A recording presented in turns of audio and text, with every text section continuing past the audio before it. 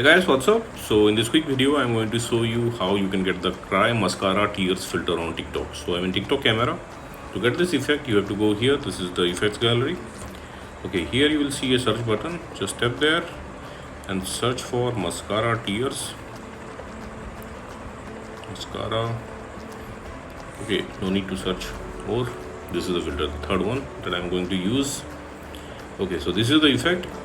Suppose you are not getting the effect like this from the effect gallery, then you can go to discover and here you can search for Cry Mascara Tears.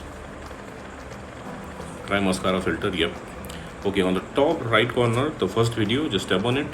I'm not real. Okay, so here on the bottom left corner of the screen, you will see the effect name. It's in yellow, just tap there. Okay, and you will be directed to the effect page. Now from here, you can add it to your favorites. Okay, and at the bottom of the page you will see try this effect. Just tap there to try the effect. Likewise, okay, suppose you are not getting the effect like this also from discover, then what you can do, let me go back first. Okay, visit this website. Link to this website I will give you in the description box below.